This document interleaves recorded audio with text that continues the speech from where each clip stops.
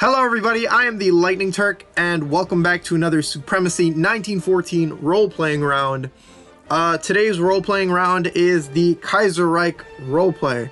Now, most of you who are probably watching this video are already, have already applied, already a member of it, or a country on the map.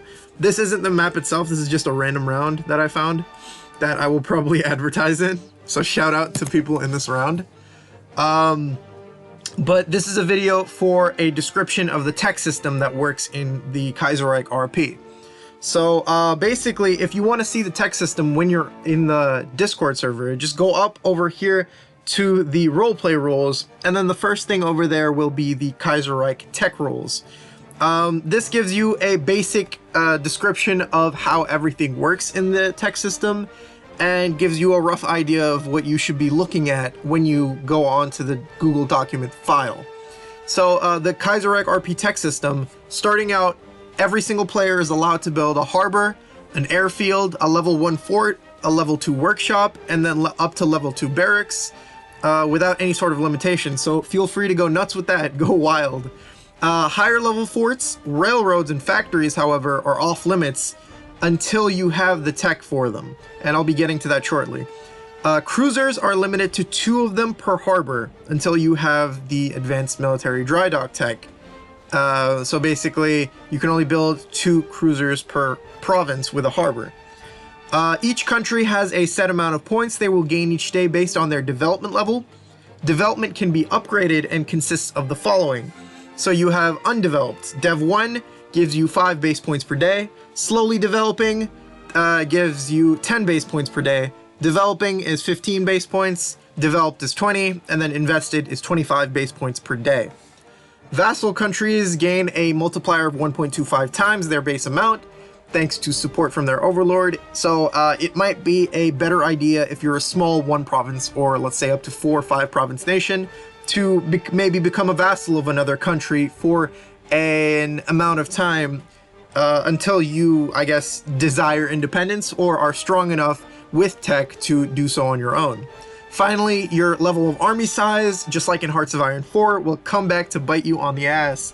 The more mobilized you are as a nation, the more it will take from your development point count as a modifier for your point gain.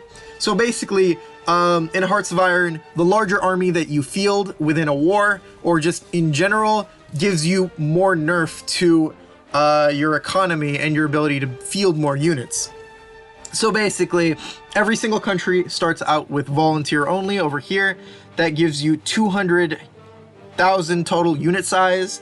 As we know in Supremacy 1914, 1 unit, so when it says 1 in the game over here, so 1 means 1,000 soldiers. That's why I said 200k instead of 200 units. So for example, starting out, when I do a loop around all of my provinces and all of my armies, I see that I start out with 80. So this means 80,000 soldiers. So you're able to have up to 200,000 land units or soldiers. And this gives you no dev point gain. So this has no impact. You can go up to here with no sort of impact on your economy or country development. If you go down to disarmed nation, you can only have an army of up to 100 units, and this actually increases your development point gain by 5% each day. Dismantled military gives you only a 20 total unit size, but a plus 10% dev point gain. This is limited for war demands. So say Germany invades the Commune of France and defeats it. Instead of taking provinces, he can mandate that that the Commune of France has a dismantled military for up to, I don't know, X amount of years. Going up to limited conscription, 500 total unit cap, and then this gives you a minus 10% dev point gain, so it drops your dev point gain amount by that much. Extensive conscription gives you up to 1 million, so 1,000 total infantry units in-game, and that cuts your dev point gain by 1/4, and then service by requirement, which is 1.5 million total unit size, minus 40% dev point gain. Finally, there are the mobilization levels limited to war, so you can only go to these when you're at war. All adults serve, 2 million total unit size, minus 50%, and then scraping the barrel, unlimited unit size, but minus 70% dev point gain. So every single country gains a base amount of points each day, and I will be totaling them up and tallying them and adding them to the spreadsheet. So be sure to check on the spreadsheet occasionally, or anytime you feel free or able to purchase a tech. So anything with an X on it when I go there means that it's unlocked. If it has 1, 2, or 3, it means that the level of that item.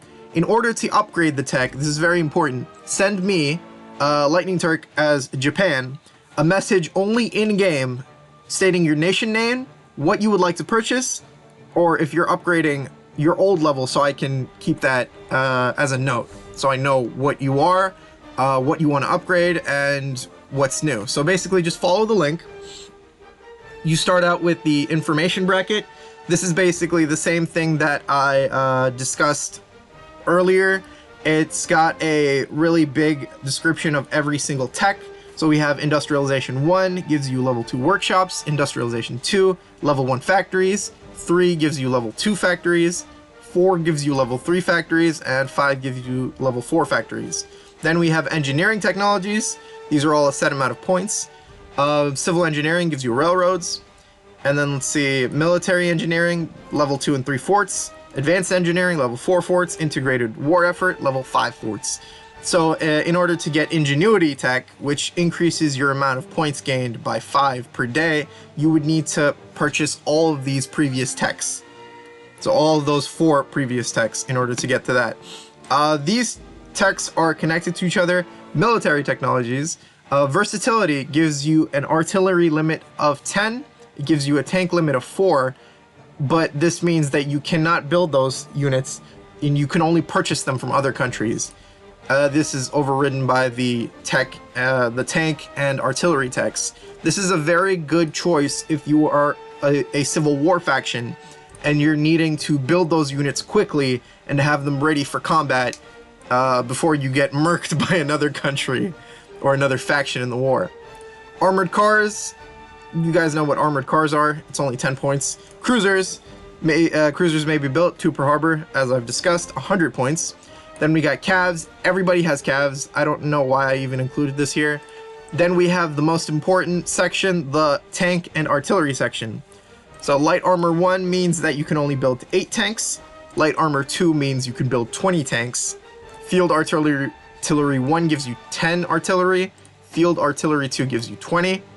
3 gives you 40. 4 gives you 80. And then field artillery tech 5 gives you no artillery limits. This is like the golden fucking grail, the holy grail of techs. Then we have battleship tech. Battleships are 120 points. You can only build 6 of them with the first tech. Then you have heavy munition plants, which increases your battleship limit to 1 per harbor, plus this original 6, which is 250 points. Then we have advanced military dry docks, which gives you an unlimited amount of battleships and cruisers, which is 500 points, which is insane. We have down here, if you scroll down, is advanced military technology. So advanced miltech is only obtainable at and after 1940. You can get all of these previously, but you cannot get this until we get to the date of 1940. Improved logistics. Continental limits on war provinces extended by 1. This means that normally the limitation for the amount of provinces you can take in Europe is 1. In North America, I do believe it's 2. South America is 3. Africa and Asia is 3. So this lets you, in a European war, take 2 provinces instead of 1. Submarines. Submarines give you the limitation of 8 submarines with 120 points, and then an unlimited amount of submarines with submarine pens. Please note that if you have the line over here, this means that you have to purchase the previous tech before you go to the next one. It's a really straightforward concept. Then we have fighter planes, gives you 12 fighters, 120 points.